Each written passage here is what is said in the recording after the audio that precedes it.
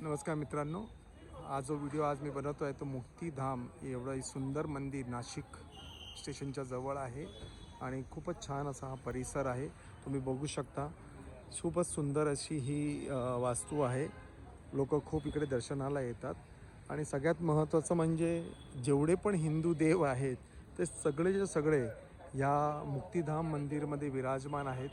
तर नवीन वर्षाची सुरुवात नाशिकमध्ये असल्यामुळे इकडे फिरायला आल्यामुळे मी विचार केला की मुक्तिधाम मंदिरमध्ये जाऊन दर्शन घ्यावं आणि इकडे छान असा मला अनुभव इकडे घ्यायला मिळणार आहे. आरतीच्या वेळा इकडे स्क्रीनवरती दाखवलेल्या आहेत. जसं तुम्ही मंदिरमध्ये याल तर छान असं घंटा आहे इकडे, खूप उंच आहे, वाजवताना खूप त्रास होतो आणि एंटर केल्याबरोबर साईबाबाची मूर्ती आणि वेगवेगळे दत्त अवतार आपल्याला इकडे बघायला मिळतात. सुरुवातीलाच फारच छान असं हे सुंदर असं मंदिर बघायला मिळतं. सगळे देवता इकडे आहेत.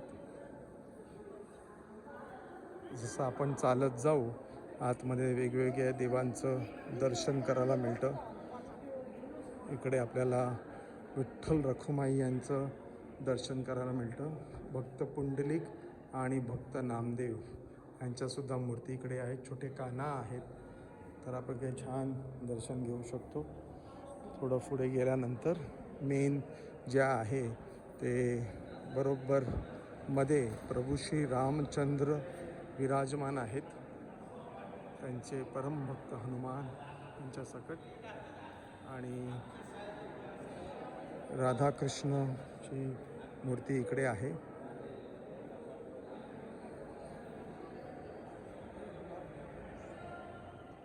बघायला मिळते. त्याचबरोबर विष्णू भगवान आणि लक्ष्मी माता इकडे विराजमान आहेत.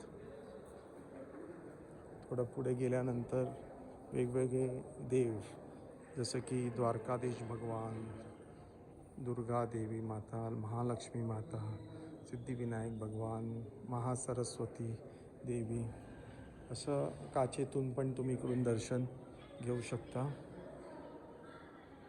श्री भक्त भगवान, गायत्री देवी, संतोषी माता, असे अनेक भगवान आपल्याला देव देवता इकडे बघायला मिळतात. तुम्ही बघू शकता.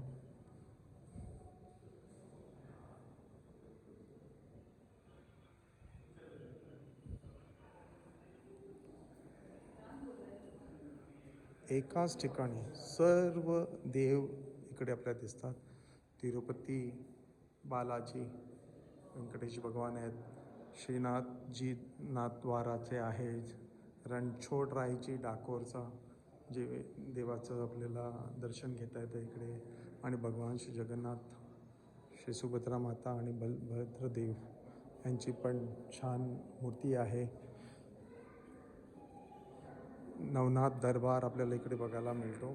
सर्व भगवान मच्छिंद्रनाथ, गोरक्षनाथ, जालंधरनाथ, चरपटनाथ, अडबंगनाथ, कानिफनाथ, चौरंगीनाथ, रेवनाथ आणि भर्तरीनाथ, तर कंप्लीट नवनाथ दरबार इकडे आपल्याला बघायला मिळतो. श्री सत्यनारायण भगवान आपल्याला इकडे बघायला मिळतात. असे अनेक देव इकडे आहेत. श्री महावीर भगवान आहेत, श्री गुरु नानकजी आहेत. नवग्रह सगळे आपल्याला इकडे बघायला मिळतात. बुध, गुरु, केतू, शुक्र, सूर्य, शनी, सोम, मंगळ, राहू सगळे देव आहेत. सूर्यनारायण भगवानचं दर्शन आपल्याला इकडे घेता येतं. श्री स्वामीनारायण यांचं दर्शन इकडे घेता येतं. श्री जय झुलेलाल वरुण देव आपण इकडे बघू शकतो. आणि इकडे कार्तिक स्वामीची पण मूर्ती आहे, पण तिकडे फक्त पुरुष मंडळी जाऊ शकतात, महिलांनी इकडे जाऊ नये असं लिहिलेलं आहे. तर कार्तिक स्वामी पण इकडे आपल्याला दर्शन आपण घेऊ शकतो. छान अशी मूर्ती आहे.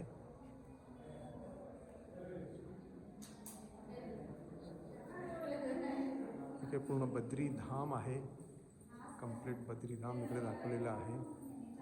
फारच सुंदर असे मूर्ती आपल्याला इकडे बघायला मिळतात. सगळे भाविक इकडे दर्शनाला येतात आणि आता आपण 12 ज्योतिर्लिंग इकडे बघणार आहोत. तर पूर्ण ज्योतिर्लिंगाचं आपण इकडे दर्शन करूया.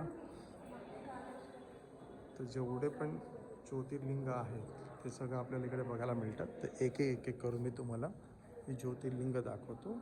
तर पहिलं आहे हे श्री सोमनाथ, दुसरं आहे इकडे श्री मल्लिकार्जुन, त्यानंतर आहे इकडे श्री महाकालेश्वर मंदिरची मूर्ती, श्री ओंकारेश्वर, श्री केदारनाथवरती आहे इकडे, श्री परली वैजनाथ आहे, श्री भीमाशंकर आहे, श्री महामेश्वर आहे, श्री नागनाथ आहे, आद्यगुरु शंकराचार्य यांचे पण आहे मूर्ती इकडे, गौरी शंकर आहे आणि वरती केदारनाथ, कैलाश असं सगळं दाखवण्याचा प्रयत्न केलेला आहे. त्यानंतर मागे इकडे श्री भ्रुमेश्वर आहे, श्री त्र्यंबकेश्वर आहे, श्री काशी विश्वनाथ इकडे दाखवलेलं आहे.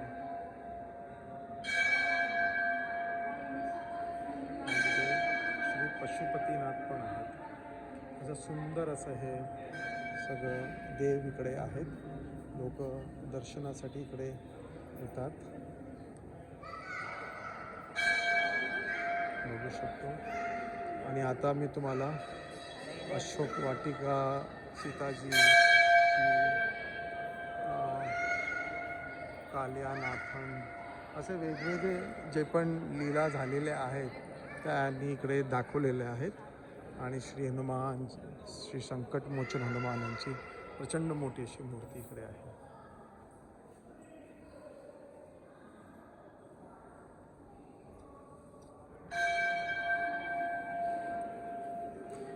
2026 नवीन वर्षाच्या आगमनाच्या दिवशी मी मुक्तिधाम या मंदिरला व्हिजिट करून या सगळ्या देवांचं दर्शन घेतलं. असं वाटतंय की पूर्ण भारत भ्रमण झालं असं.